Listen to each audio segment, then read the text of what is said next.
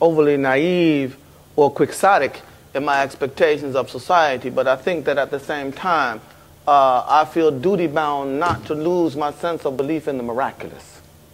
And I think that it is only belief in the miraculous that will empower us to confront odds that seem insurmountable, to confront circumstances that seem unwinnable, but always have the hope and even the guarded expectation that powers outside ourselves can intervene and carry us the rest of the way when we fall down. So I think it's real important for us not to lose hope and not to lose our belief in the power of the miraculous. So I would not be pessimistic. I think that there's a lot of struggle, and I think that that's par for the course. But I don't think that we should be. I don't think that we should be pessimistic. The second thing that I would say is, don't. Enemies aren't all bad. Enemies keep you sharp. Enemies keep you aware of what it is that you really stand for. Enemies force you to confront your own convictions and to confront what you're willing to put on the ground in the name of your convictions. So there's people out there, but I don't think that should be enough to disabuse us of our belief in our own beliefs. No, I mean I would echo that. As a Christian blues man, I don't believe in optimism or pessimism. I'm a prisoner of hope, which means as long as there's one baby that needs to be touched and one student that needs to be taught, I got something to do. It could be so much worse. Palin and McCain could have won. It's true. I mean, the Patriotic Act could have been thoroughly enforced to such a degree we couldn't have had this conversation. Authoritarian America. America can go authoritarian and fascist like any other society, you see. And what stands in the way? Courageous citizens who push back. So we brought the age of Reagan to a close. Obama comes in. He leans toward the strong with Wall Street and his economic team. He leads toward the recycled Clintonites and his neo-imperial foreign policy team. But that was still better than McCain and Palin. Now, those are two options that are not worth getting excited about. But one is better than the other. You see what I mean? They pushed through a health care bill that they made dirty deals with the greedy drug companies, the greedy pharmaceutical companies. They making their big money. They got a bonanza. People are going to choose from them for the most part, you see. So that the oligarchs are still ruling. Right? Wall Street banks are bigger than ever, and they were too big to fail before. Right? The children are still suffering. They're too little to rescue. So we still know what the priorities are, but it could be so much worse. So hope is just a matter of keeping in motion to do the bearing witness, as it were. And here I think we do have a similarity between prophetic Islam, prophetic Christianity, prophetic Judaism. By the way, it's not just hope, it's duty as well. Go ahead. The struggle, duty, and hope. Yeah. Oh, my name is Martin Nguyen, and first I'd just like to kind of reiterate the point that people have been mentioning, that I'm very grateful and for the conversation that we've had here today. And my question is actually directed to you, Dr. Jackson, because after hearing this discussion and actually having the pleasure of going through your book, my question in short is what next, right, in terms of your theological project, but kind of to enrich that, right, to show you where I'm coming from and where my question is, how it's rooted, is that when I was reading the book, you're speaking of 4 theological traditions, long enduring, that have transformed over time, that have been in conversation with one another. And then they respond to Jones, right, and to the interlocutors of Jones, what prompts Jones, right, in the American context. And so in that sense, I think it's an important step in opening up a conversation of the Muslim tradition with the American horizon. But my question then is, well, how do you plan to address then kind of the internal dialogue? Because the 4 theological traditions you mentioned, while they seem to converse historically, you never mentioned, well, how would they deal with things today? How would they react to one another given the question of theodicy, right? Because in the past you have the createdness of the Quran, the issues of free will, but now we have the issue of black theodicy given everything that's happened. Well, do you hope to address this, or do you have another idea of how your kind of theological investments will take shape in future works? Well, I think that, I mean, in a real sense, for me, if I'm the only one who's addressing these issues, then my whole project has been a failure. Part of the whole point of what I'm trying to do is to urge, nudge, coax, cajole, force other Muslims to get involved in a conversation that can produce a critical mass that might enable us, to establish the foundations of a true Muslim engagement in America, the good and the bad. I'm not interested in a soliloquy in that regard. I want to, agitate the Muslim community. You mentioned the fact that, these theological traditions have never been in conversation with the whole issue of, black theodicy in America. Well, that's because it's never been presented. So, it's only been out less than a year. We'll see what the response of the Muslim community is, and if they don't respond well enough, maybe I'll have to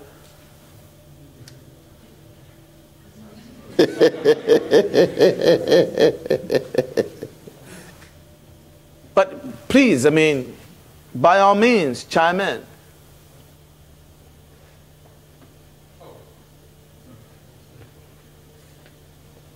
For me, if someone writes a stinging refutation of that book, that's a victory. I'm interested in establishing the conversation. Forcing Islam and Muslims to get serious about the most burning, relevant, formative, seminal issues in the society in which we live. That's not just for individuals, that's for communities as a whole. So I'm looking for anybody who has something to say it. Please. Hi, my name is Afshin Shamsi, and I'd like to thank both of you for being here today and for the stimulating conversation. I'm actually here seeking advice because I work for a Muslim civil rights organization in the post-9/11 era, and we are the targets of a lot of hatred from people who don't like the fact that we are Muslims defending the rights of Muslims. And I'm reminded on a daily basis that we would not have these rights today if it were not for the struggle of the African-American community. So I'm thankful for those rights and of the greatness of America to afford us those rights. But recently, I was approached by a few members of the Princeton Board of Education who asked me to run for the Board of Ed. And I was honored to be asked, but I had reservations because I'm used to getting a lot of hate mail, but I did not want to expose my family to that. I've kept my professional and my personal life very separate. And I did, in the end, decide to run because my desire to serve was greater than my fears. So I did decide to run, and I am running for school board. The election is on April 20th. So my question to you is, what advice do you have for Muslims who would like to be a part of the fabric of American society and who would consider running for office and who are running for office in America in the post-9/11 era? Both of you. Well, I commend you for placing the interest of serving over the comfort of indulging your fears.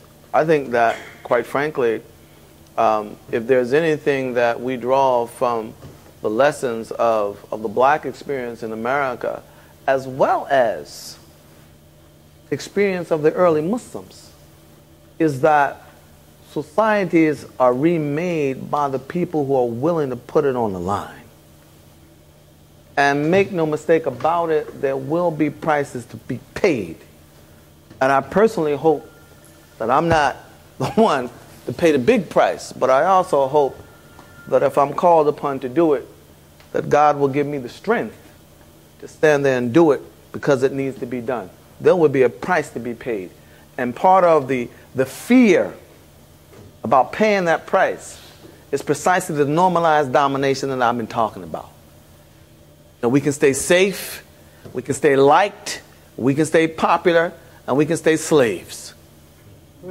And so for me, the real issue is always trying to train myself not to be so comfortable that I'm not willing to pay the price when it's time to pay the price. And that's not just rhetoric, but that's the stuff out of which societies, good or bad, are made. Because the people, many of the people on the other side, are willing to pay the price. But I mean, that's just the reality that we're going to have to confront, especially as Muslims in America. I think there's another side of this, but we can maybe keep that for another conversation. But you know, Muslims are going to have to come to terms with the whole phenomenon of the racialization of Islam in America, and I don't think we're going to be able to continue as sort of racial agnostics, as it were. Muslims are going to have to take a stand. I salute your courage. So it might help even make contact with Brother Keith in Congress. What's his name? Keith Ellis? My dear brother. Just through email, just communication, how he negotiated and navigated through that terrain. Because it's the Jackie Robinson phenomena, you see. The path blazer, there's the pioneer, as it were. You do, in fact, deal with assault in that regard, but I think what Professor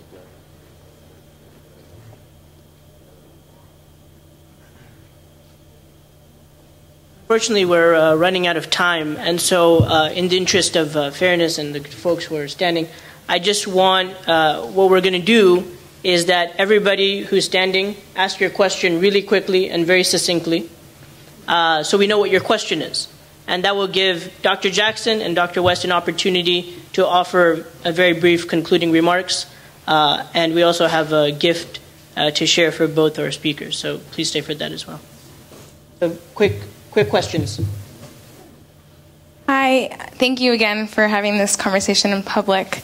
I'm that student that you mentioned that still needs to be taught, so stick around, Professor West. You asked Professor Jackson about prophetic Islam, and to give you an example, I was wondering if you could give us an example of exemplary prophetic Christianity in the United States, and if you can both discuss or kind of conceive of an idea of having prophetic fill in the blank sometime in the future, where it isn't just prophetic Islam, prophetic Hinduism, prophetic Christianity working alongside each other, but perhaps enmeshing in a uniquely American way, but and then moving to the global sphere. Doctors, to my mind, one of the most disingenuous elements about modern conservatism is the way that the political and the economic right seems to have taken control of much of the religious discourse in this country. So what I would like to ask is, what can be done to make liberalism and progressivism, certainly, a righteous cause again in the eyes of the American public? Hi, I'm Cynthia Beasley. My daughter's a junior here, and her father graduated in 1980, so we love Princeton.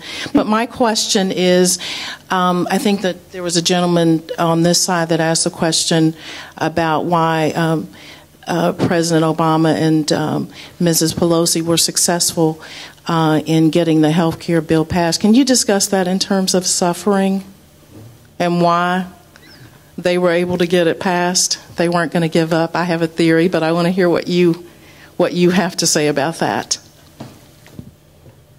Good evening. My name is Muhammad Akbar Muhammad, and I've really enjoyed the discussion. I want to address the aspect of Islamic prophetic Islam, and address some of the topics that we're mentioning: suffering, false ideas, images, etc. Differences as it relates to the divine, because I think we are dealing with a lot of the symptoms of suffering as it relates to black, white, etc., and what's going on in this country. But then there's something that's completely at the root. Almost 1,400 years ago, Muhammad the Prophet said in his last address, he said that there is no superiority of the white over the black, or the black over the white, or the Arab over the non-Arab, or the Arab over the non-Arab over the Arab. And this was said 1,400 years ago. So obviously that state of condition had to exist within those times. Another